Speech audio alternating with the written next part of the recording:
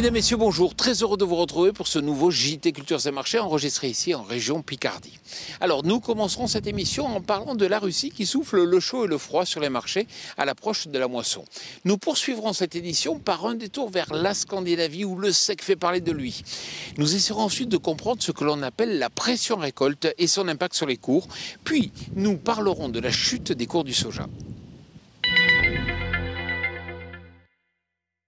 C'est encore et toujours la Russie qui fait l'actualité la semaine. En effet, le ministère de l'Agriculture du pays vient d'annoncer une probable baisse de la production de céréales de 20% par rapport à l'an passé.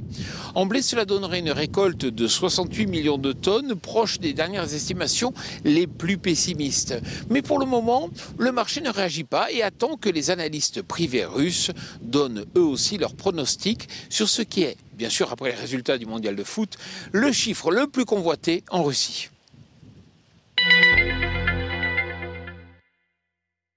On vous en parlait déjà au début du mois, la zone scandinave fait toujours parler d'elle. En effet, cette zone d'exploitation majeure d'orge de printemps en Europe est dans la tourmente. Certes, les surfaces semées sont en très forte hausse cette année, de près de 30%. Mais depuis avril, il n'a quasiment pas plu et les températures sont anormalement élevées. Alors que ce temps atypique pour la région est bien parti pour durer, les opérateurs s'inquiètent de l'approvisionnement du marché européen. Nous n'en sommes pas encore à parler de pénurie de malt et de bière, mais il y a de quoi tendre les prix brassicoles dans l'attente de précisions supplémentaires.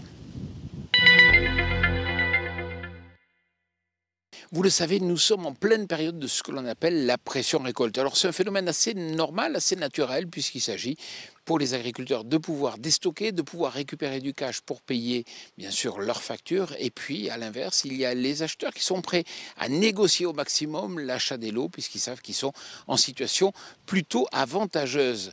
Alors cette année, si on fait un point un peu sur la récolte, on se rend compte qu'on est dans une situation pour les céréales à paille ni bonne ni mauvaise. On aura une récolte certainement standard. En revanche, ce que l'on sait déjà, c'est que la récolte de colza n'est pas bonne du tout.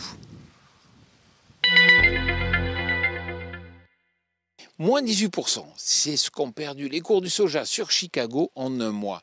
L'annonce des taxes entre les États-Unis et la Chine font vaciller le marché et poussent les fonds à liquider toutes leurs positions spéculatives.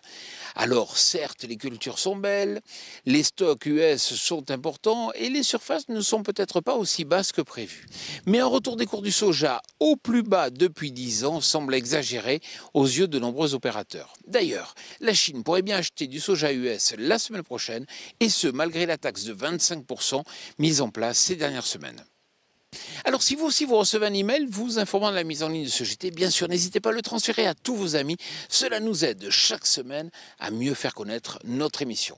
Voilà, le JT Culture et Marché c'est terminé. Je vous souhaite bien sûr une excellente semaine et d'excellentes moissons.